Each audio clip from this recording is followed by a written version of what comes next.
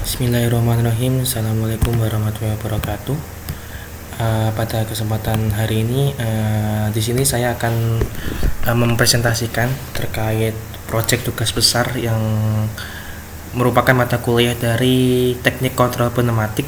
Jadi di sini saya menggunakan software FluidSim untuk membuat beberapa rangkaian yang sudah ditentukan oleh dosen kami, yaitu Bapak Dedi Hari Prasetya, untuk membuat beberapa rangkaian pneumatik seperti itu.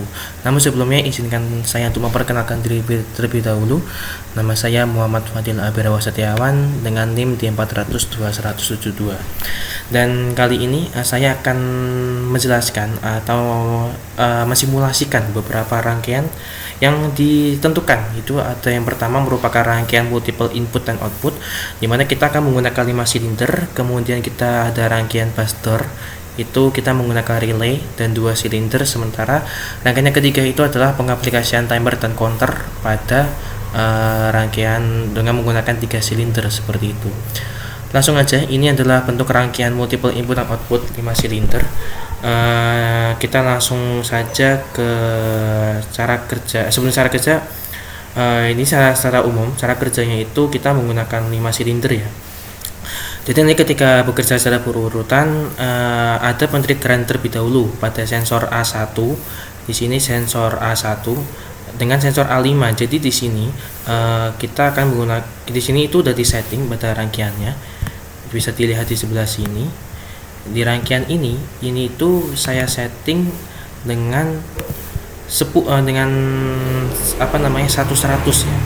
Dari 1 ke 100. Karena kalau misalkan dari 0 itu akan terjadi sedikit error seperti itu, atau rangkaian tidak bisa berjalan sebagaimana mestinya.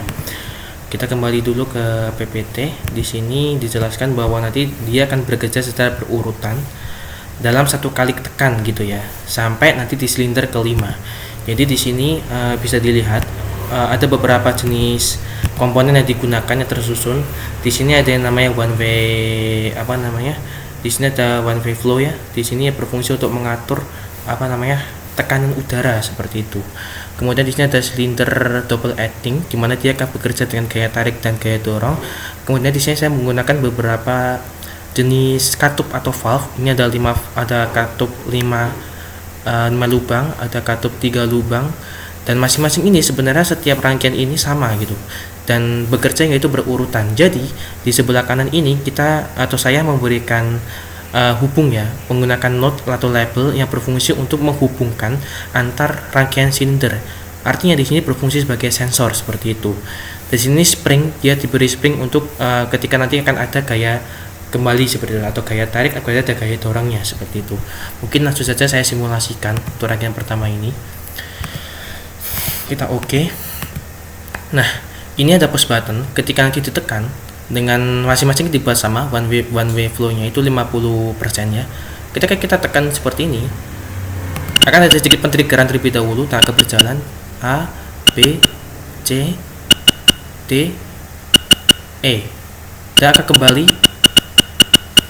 Nah, seperti yang udah dilihat tadi ya, di sini ada sedikit delay untuk gaya dorong pada silinder kelima, karena tadi awalnya itu ada pentriggeran terlebih dahulu, bisa dilihat.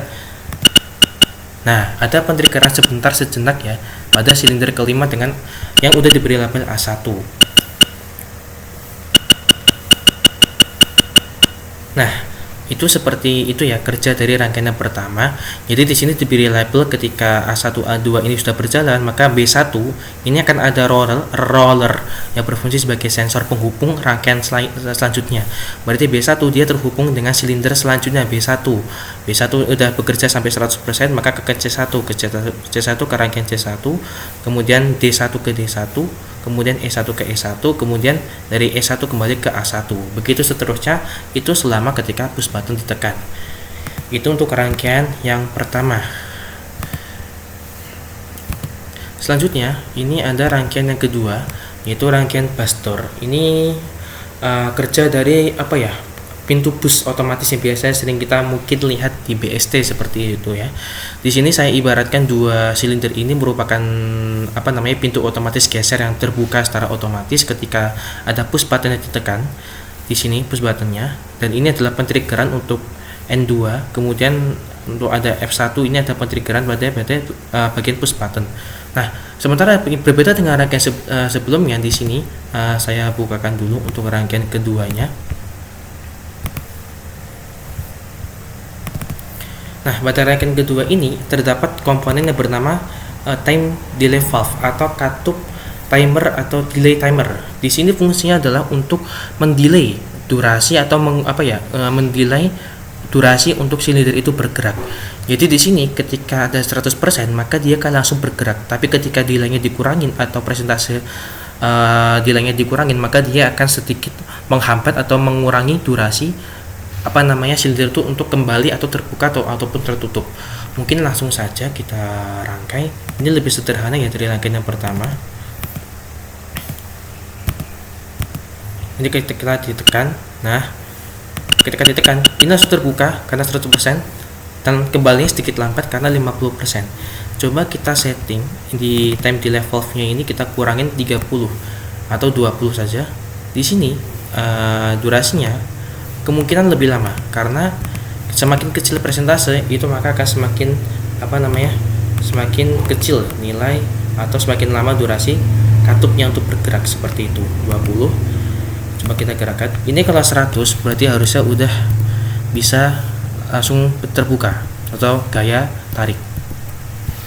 Kita tekan, langsung terbuka. Nah, durasinya sedikit lebih lama. Begitupun sebaliknya, kalau semisal nih kita buat ini, kita pulin 100 tapi di sini kita kurangi misalkan 50, maka terjadi akan ada delay di awal, tapi nanti ketika tutup langsung menutup, seperti itu.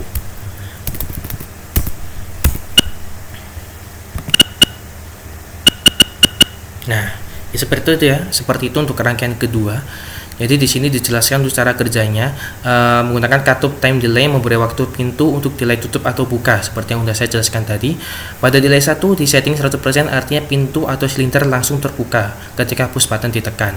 Sementara time delay valve 2 diatur pada persentase 40% untuk memberi jeda untuk kedua silinder tersebut tertutup. Dan semakin kecil persentasenya maka akan semakin lama delay untuk silinder bergerak, seperti itu. Itu untuk rangkaian buster dengan delay. Nah, sementara ini rangkaian yang terakhir, ini rangkaian yang sedikit lebih rumit karena kita menggunakan counter, teman-teman. Nah, apa sih counter itu? Counter itu kalau kita bisa bilang merupakan kapasitas rangkaian itu berapa kali bekerja dalam satu tekan. Misalkan di sini kalau misalkan saya langsung buka saja rangkaiannya.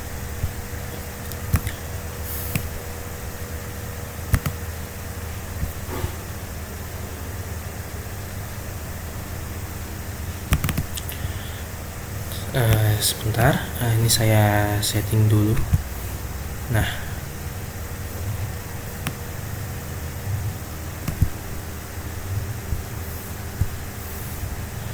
di sini ada yang namanya counter ya. Ini yang sebelah sini adalah counter.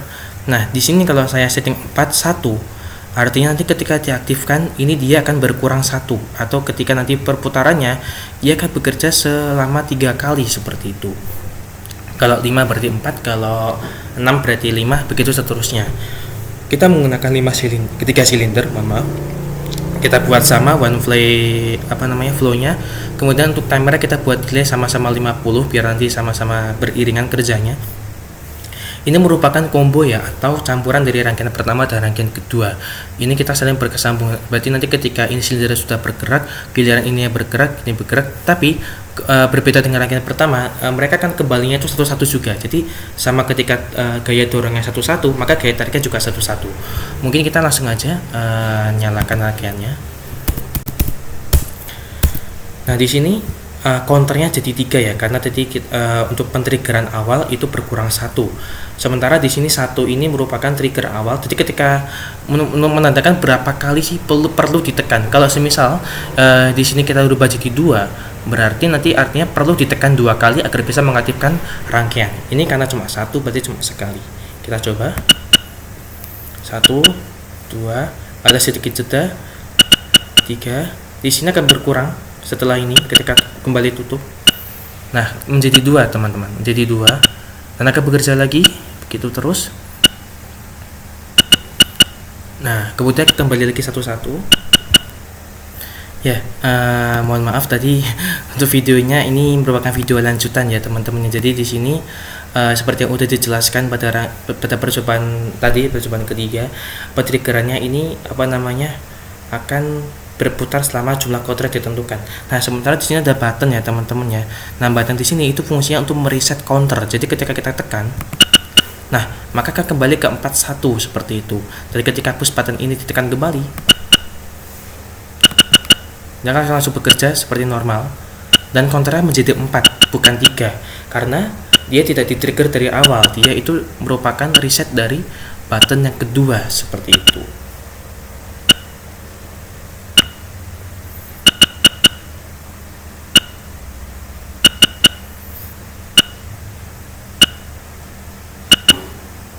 Kalau kita tekan lagi ini berarti counternya kembali ke 4. Begitu seterusnya kalau ingin dijalankan berarti harus ditekan lagi seperti ini, seperti itu. Dan kalau kita lihat di analisanya ini menggunakan timer seperti rangkaian kedua, namun terdapat tambahan counter yang merupakan stack atau kapasitas kerja rangkaian. Artinya rangkaian tersebut akan terus bekerja dalam satu kali push button ditekan sebanyak counter yang diatur. Semisal bata rangkaian di atas kita set 3, artinya sekali ditekan rangkaian akan terus bekerja 3 kali seperti itu dan seterusnya. Mungkin itu saja penjelasan tentang ketiga rangkaian yang kami sudah presentasikan dan kami simulasikan. Semoga bisa bermanfaat. Kami tutup. Wassalamualaikum warahmatullahi wabarakatuh.